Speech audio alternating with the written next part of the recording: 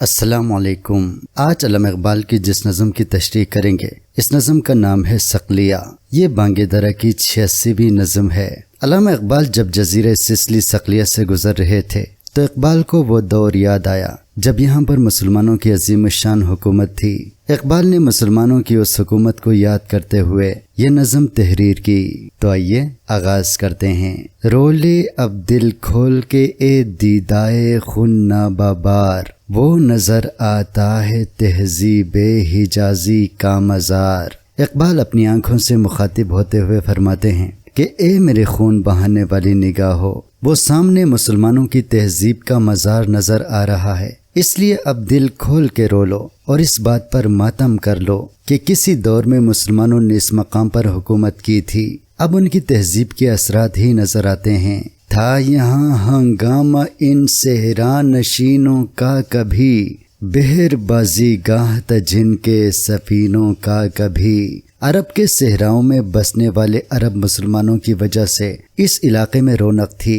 یہ جو سمندر ہے یہ ان مسلمانوں کی کشتیوں کا مقابلہ گاہ تھا، یہاں پر ان کی کشتیاں چلتی تھیں اور ہر طرف مسلمانوں کی وجہ سے رونق ہوتی تھی۔ زلزلے جن سے شہنشاہوں کے درباروں میں تھے، بجلیوں کے آشیانے جن کی تلواروں میں تھے۔ صقلیہ پر حکومت کرنے والے مسلمان اس قدر بہادر تھے کہ ان کی بہادری کی وجہ سے بڑے بڑے بادشاہوں کے درباروں میں زلزلے آ جاتے، ان کی تلواروں میں بجلیاں ہوتی تھی۔ مراد یہ ہے کہ ان کی بہادری کی وجہ سے ان کی تلواروں میں دشمنوں کو زیر کرنے کی طاقت تھی۔ ایک جہاں تازہ کا پیغام تھا جن کا ظہور، کھا گئی اسرے کہن کو جن کی تیغ ناصبور۔ جو مسلمان صقلیہ آئے تھے وہ ایک نئے جہاں کا پیغام لے کر آئے تھے۔ وہ لوگ دوسروں کی ترقی چاہتے تھے اور حقیقی مسلمان تھے، دوسروں کے حقوق کا تحفظ کرتے تھے۔ جو قدیم انسان دشمن روایات ہیں ان مسلمانوں نے ان روایات کو ختم کر دیا۔ مردہ عالم زندہ جن کی شورش قم سے ہوا، آدمی آزاد زنجیر توہم سے ہوا۔ ان مسلمانوں کے پیغام سے دنیا جو مردہ پڑی ہوئی تھی اس میں جان آ گئی، اور انسان جو بہت سے توہمات میں قید ہو کر رہ گیا تھا ان توہمات سے آزاد ہو کر آزادی کی زندگی بسر کرنے لگا۔ غلغلوں سے جن کے لذت گیر اب تک گوش ہے، کیا وہ تکبیر اب ہمیشہ کے لیے خاموش ہے۔ ان غیور مسلمانوں کے نعروں کی صدا اب بھی کانوں میں گونجتی ہے اور کانوں کو لطف دے رہی ہے۔ کیا وہ نعرہ تکبیر کی صدا اب خاموش ہو چکی ہے؟ آہ اے سسلی سمندر کی ہے تجھ سے آبرو، رہنما کی طرح اس پانی کے صحرا میں ہے تو۔ علامہ اقبال سسلی کو مخاطب کرتے ہوئے فرماتے ہیں کہ اے سسلی، اس سمندر کی عزت تمہاری وجہ سے ہے، اور اس صحرا میں جو بھی سفر کرتا ہے آپ ان کی رہنمائی کرتے ہو۔ زیب تیرے خال سے رخسار دریا کو رہے، تیری شموں سے تسلی بحر پیما کو رہے۔ اے سسلی، تیری خوبصورتی کی وجہ سے یہاں کے دریا کی خوبصورتی ہے، اور ہماری خواہش ہے کہ یہ ہمیشہ قائم رہے، اور تیری شمع سے اس دریا میں سفر کرنے والوں کو روشنی ملتی رہے۔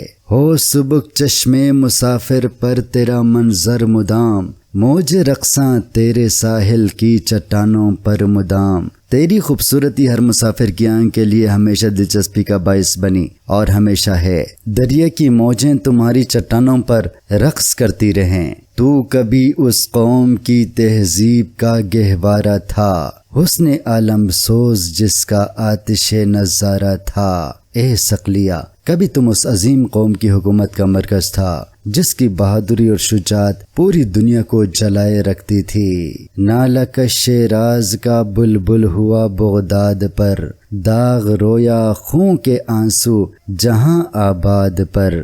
ہر شاعر اپنے علاقے کی بربادی نہیں دیکھ سکتا، اسی لیے شہزادی بغداد کی تباہی پر ماتم کرتا رہا، اور مشہور شاعر داغ دلی کی تباہی پر خون کے آنسو بہاتا رہا۔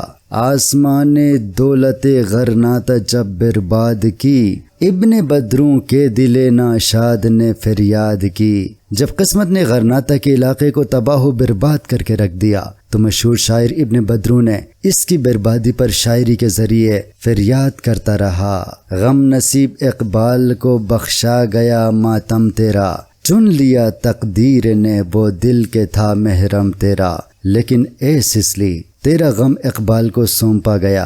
اقبال تیری تباہی و بربادی پر آنسو بہا رہا ہے۔ تقدیر نے اقبال کو تیرا قصہ سنانے کے لیے چن لیا، جو حقیقی معنوں میں تمہیں پسند کرنے والا تھا۔ ہے تیرے آثار میں پوشیدہ کس کی داستان، تیرے ساحل کی خاموشی میں ہے انداز بیاں۔ اقبال صقلیہ سے مخاطب ہو کر فرماتے ہیں کہ تمہاری سرزمین پر بہت سے بہادروں کی کہانیاں پوشیدہ ہیں۔ بظاہر تیرا ساحل خاموش ہے، لیکن یہ خاموشی کی زبان میں ماضی کی داستان بیان کر رہا ہے۔ درد اپنا مجھ سے کہہ، میں بھی سراپا درد ہوں، جس کی تو منزل تھا میں اس کارواں کی گرد ہوں۔ لہٰذا آپ مجھے اپنے غم ضرور بتا، کیونکہ میں بھی تیری طرح غم میں ڈوبا ہوا ہوں اور آپ کا درد و غم محسوس کر سکتا ہوں۔ جانتے ہو میں اسی کارواں کا حصہ ہوں جس کارواں نے تجھے اپنی منزل بنا لی تھی، یعنی ماضی کے وہ مسلمان جنہوں نے یہاں حکومت کی تھی۔ رنگ تصویر کوہن میں بھر کے دکھلا دے مجھے، قصہ ایام سلف کا کہہ کے تڑپا دے مجھے۔ اقبال سسلی سے مخاطب ہیں کہ اے سسلی، ماضی کی جو کہانی ہے آپ اس میں رنگ بھر کے مجھے دکھا دے تاکہ میں ماضی تک رسائی حاصل کروں، اور میرے اسلاف کا قصہ چھیڑ کر مجھے ذرا تڑپا دیجئے۔ میں تیرا تحفہ سوئے ہندوستان لے جاؤں گا، خود یہاں روتا ہوں اوروں کو وہاں رلواؤں گا۔